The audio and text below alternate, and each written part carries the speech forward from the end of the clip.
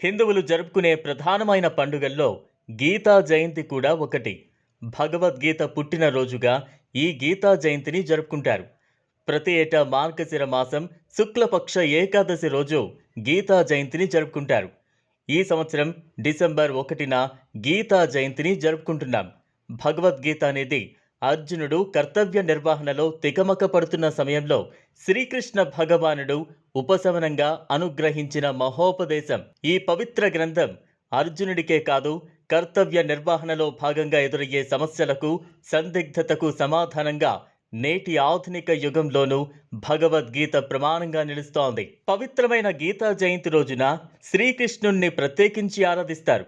అలాగే భగవద్గీత పారాయణం చేయడం వల్ల సకల శుభాలు జరుగుతాయని, జ్ఞానం, ఓర్పు, నేర్పుతో పాటు అనేక సమస్యలకు పరిష్కారం లభిస్తాయని నమ్మకం. ఈ రోజున ఓం కృష్ణాయ నమః లేదా ఓం శ్రీకృష్ణ శరణం మమ అనే మంత్రాలను జపించడం శుభప్రదం. గీతా జయంతి రోజున కురుక్షేత్ర సంగ్రామంలో శ్రీకృష్ణుడు అర్జునుడికి బోధించిన గీతోపదేశాన్ని కౌరవరాజు అయిన ధృతరాష్ట్రుడికి సంజయుడు వినిపించాడట. ఈ గ్రంథం మనకు లభించిన వరంగా భావించాలి. సుమారు 6000 సంవత్సరాల పూర్వం ఉపదేశించబడిన నేటి ఆధునిక కాలపు మనుషులకు కూడా ఉపయోగపడుతోందంటే దీని విశిష్టత ఏ పాటిదో అర్థం చేసుకోవచ్చు. ఈ పవిత్ర గ్రంథం నేటికి ఎంతో మందిని మంచి మార్గంలో నడిపిస్తోంది. మనువు సర్వవేదమైనట్లు, గంగ సకల తీర్థరూపిణి అయినట్లు, శ్రీహరి సర్వదేవమయుడైనట్లు భగవద్గీత సర్వశాస్త్రమయం. ఇది సార్వకాలీనం, సార్వజనీనం. జ్ఞాన పరిణతిని బట్టి ఒక్కొక్క స్థాయిలో ఒక్కొక్క విధంగా బోధపడే నిత్య నూతన గ్రంథం. ఈ అష్టాదశాధ్యాయునికి గీత, గంగా, గాయత్రి, సీత, సత్య, వేదత్రయి, పర, అనంత, త్రిసంధ్య, సరస్వతి, బ్రహ్మ విద్య, బ్రహ్మవల్లి, ముక్తిగేహిని, అర్ధమాత్ర, చిదానంద, భవజ్ఞ, భయనాశిని, తత్వార్థ జ్ఞానమంజరి అని 18 పేర్లున్నాయి. భగవానుడైన శ్రీకృష్ణుడు ఉపదేశించాడు కనుక భగవద్గీత, పరబ్రహ్మను తెలిపే విద్య కనుక బ్రహ్మ విద్య అని వేదాంతాలను సంగ్రహించి చెప్పినందున ఉపనిషత్సారం అంటారు. మానవ జీవన గమనంలో అడుగడుగున భయాందోళనలే.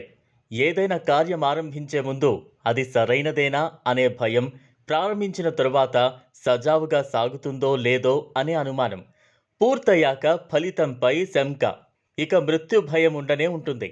ఇలాంటి ఎన్నో అంశాల పట్ల మనిషిని జాగృత పరిచేదే భగవద్గీత.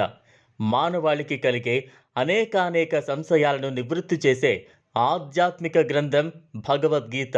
నిరాశ, నిస్పృహలు, నిస్తేజం, నిస్సత్తువ లాంటివి ఆవరించినప్పుడు గీతా సందేశం మార్గదర్శిగా నిలుస్తుంది.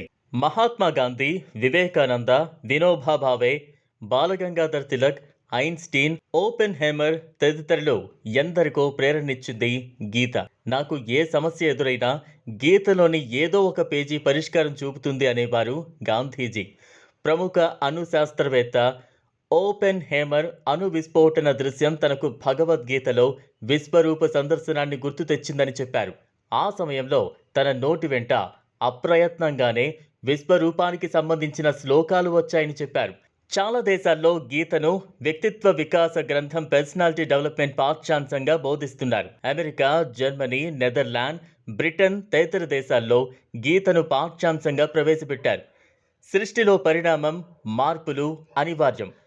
ఏది ఆదిలో ఉన్నట్లు అంతంలో ఉండదు. జీవితం పరిమిత కాలం. నియమిత కాలంలో చేయగలిగే మంచి పనులే అపరిమిత తృప్తిని ఇవ్వగలుగుతాయి. తద్వారా జన్మ సార్థకమవుతుంది. ఈ జీవన సత్యమే భగవద్గీత పరమోపదేశం.